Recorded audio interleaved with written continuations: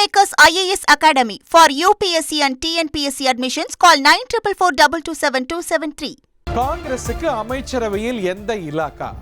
Number 1, Congress அமைச்சரவையில் இடம்பெற போகுது அப்படிங்கிறது உறுதி.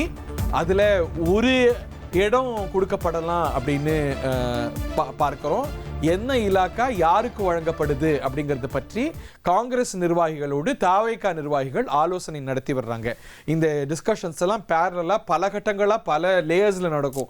ஒரு பக்கம் இன்னொரு கட்சிகள்கிட்ட ஆதரவை பெறணும், இன்னொரு பக்கம் காங்கிரஸ் கட்சியோடைய பேச்சுவார்த்தை நடத்தி உங்க மினிஸ்ட்ரியல் பிரெஃபரன்ஸ் யாரு, நீங்க யாரை நாமினேட் பண்றீங்க, நீங்க உங்க விருப்பம் என்ன அப்படின்னு திரு பெருமாள்மணி சொல்றார். இதுல ஒவ்வொரு மாவட்டத்துக்கும் பிரதிநிதித்துவம். ஸோ இல்லாட்டி எங்க மாவட்டத்துக்கு இல்லை, இந்த கணக்கெல்லாம் இருக்கு. தாவேகாக்கு அங்க ரெப்ரசன்டேஷன் அதிகம் இல்லை.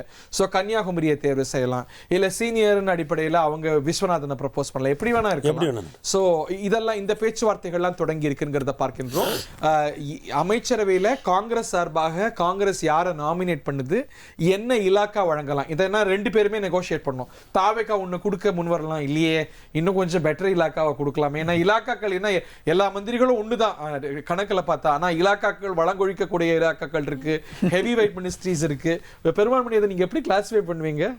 இல்லை, நிச்சயமா அது வால்யூம் ஆஃப் மணியை வச்சு தானே நீங்க கிளாசிஃபை பண்ண முடியும். ஏன்னா ஹெவி வெயிட் மினிஸ்ட்ரிஸ் நிச்சயமா நீங்க பட்ஜெட்ல எது அதிகமா, அதாவது அரசுக்கு ரெண்டு இருக்குங்க. ஒன்று வருவாயை ஈட்டுறது, இன்னொன்று அரசு செலவழிக்கிறது.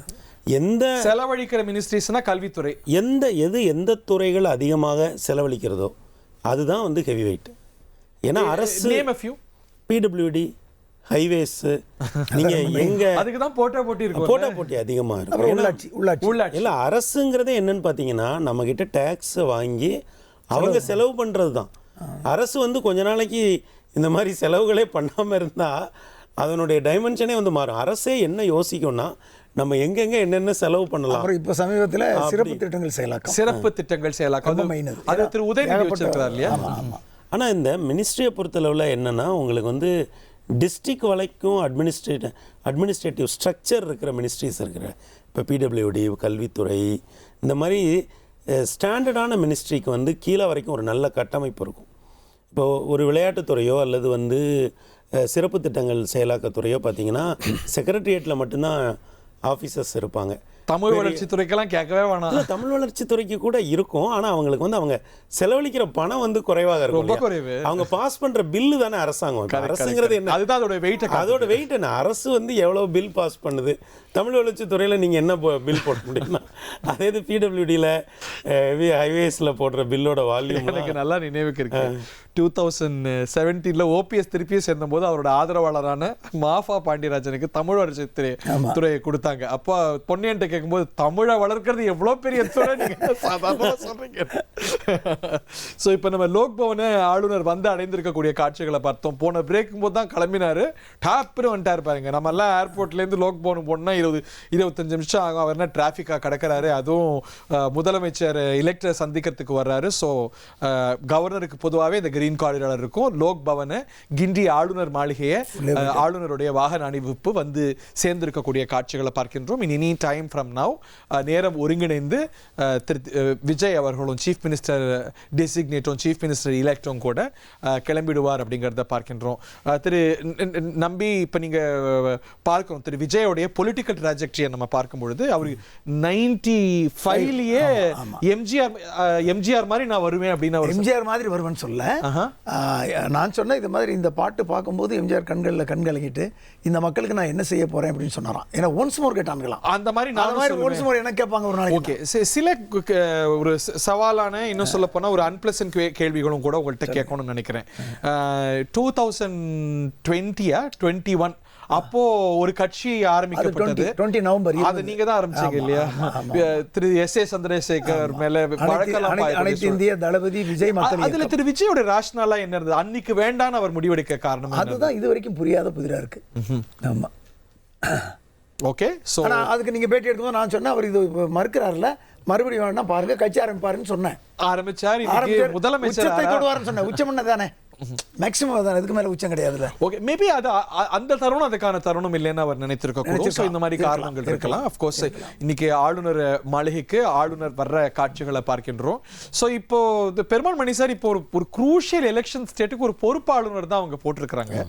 அதுலலாம் ஒரு உட்செய்திகள் நிறைய இல்லையா? டஸ் நாட் மேட்டர், அது ஒன்றும் இல்லை. இப்போ ஒரு பர்மனன்ட் கவர்னர் வந்துருவாரா தமிழ்நாட்டுக்கு சூன்? பிகாஸ் இப்போ ஒரு கவர்மெண்ட் வந்திருக்கு, அது ஒரு புது ஃபார்மேஷன்ல வந்திருக்கு. அப்படிங்கும்போது அர்லேக்கருக்கு பதில் இப்போ ஒரு நிரந்தர ஆளுநர் வந்து in matter of days or months வந்துடக்கூடும். சீக்கிரமாக வந்துடுவாங்க. ஏன்னா இப்போ கவர்னர் பதவிங்கிறது பாரதிய ஜனதா கட்சி தன்னுடைய மூத்தவர்களை கௌரவிக்கிற ஒரு இடமா அது இருக்கும். அப்போ இப்போ வந்து ஒரு காலியிடம் இருக்குது அப்படிங்கும்போது அதை அவங்க கூடிய விரைவில் வந்து அதை நிச்சயமாக போடுவாங்க. ரெண்டாவது கவர்னர் செக்ரட்டரியேட் எப்போதுமே 2 IAS லெவலில் 2 செக்ரட்டரிஸ் இருப்பாங்க, DRO லெவலில் ஒருத்தர் இருப்பார்.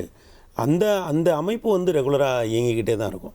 அப்புறம் அரசியல் சாசனமே ரொம்ப தெளிவாக சொல்லுது, கூடுதல் பொறுப்பு வழங்கப்படுகிற கவர்னருக்கு ரெகுலரான கவர்னர் என்ன இருக்கிறாரோ அதுக்குரிய எல்லா அந்தஸ்து எல்லா விஷயங்களுமே அவருக்கு உண்டு அப்படிங்கிறதையும் அது வந்து சொல்கிறாங்க. நம்ம மினிஸ்டர் எல்முருகன் இருக்கார்ல, அவர் கூட வேறு மாநிலத்துக்கு கவர்னர் ஆக்கிட்டு அந்த மாநிலத்தில் இருக்கிற கவர்னர் இங்கே கொண்டு வந்து போட்டுட்டு நம்ம அண்ணாமலை சாரை மந்திரி ஆக்கலாம். ஓகே, அதான் நடக்கும். எல்லா பாசிபிலிட்டிஸும் இருக்கு. பாஜகவை பொறுத்த வரைக்கும் யூகிக்காம இருக்கிறது சரிங்கிறது தான் நம்ம வந்து ஒரு பட்டறிவா பட்டிருக்கோம். நம்ம நிறைய பேர்களை யூகிப்போம், நிறைய வாய்ப்புகளை யூகிப்போம். ஆனா அது மாறாக ஒரு செல்வி ஜெயலலிதாவுக்கும் அந்த பேட்டர்ன் உண்டு. நம்ம யாரும் எதிர்பார்க்காத முடிவுகளை இவங்க வந்து ரொம்ப பாரதிய ஜனதா வந்து எதிர்பாராத முடிவுகளை எடுக்கிறது. அவங்க அரசியலா பல விஷயங்களை அவங்க சரியா இப்படிதான் பண்ணிட்டு. ஓகே, பாஜக தாவேகா உறவு, எஸ்பெஷலி காங்கிரஸ் தாவேகா உறவு உருவாயிருக்கிற நிலையில எப்படி இருக்கும்? கவர்மெண்ட் ரிலேஷன்ஸ் எப்படி இருக்கும்? இப்படிலாம் நிறைய கேள்வி இருக்கு. அதெல்லாம் அந்த கட்டத்துக்கெல்லாம் போறதுக்கு முன்னாடி யார் யார் ஆதரிக்க போறாங்க? இந்த 118 எப்படி வரப்போகுது? 118 தாண்டி வரப்போகுதா? ஏன்னா அதிமுகவும் ஒரு ஆப்ஷன்கிறத பார்க்கணும். இன்னைக்கு காலையில பரபரப்பு செய்தி அதுதான் இருந்தது. ஸோ அந்த பரபரப்புக்கெல்லாம் நம்ம போகணும். அந்த நம்பர்ஸ் எல்லாம் தேற்றி இருக்கிறாங்களா? இன்னைக்கு நமக்கு தெரிஞ்சது காங்கிரஸ் ஆதரிச்சிருக்கிறாங்கன்னு. ரகசியமா விஜய்க்கு யாரோ ஒருத்தர் கடிதம் கொடுத்து அது ஆளுநர் கொடுத்து நமக்கு தெரியலன்னா அதுக்கெல்லாம் வாய்ப்பு இருக்கிறது. அதை நோண்டி எடுத்துட்டு இருக்கோம், நிறைய செய்திகளை கேட்டுட்டு இருக்கோம். King makers IAS Academy for UPSC and TNPSC admissions. Call 9444227273.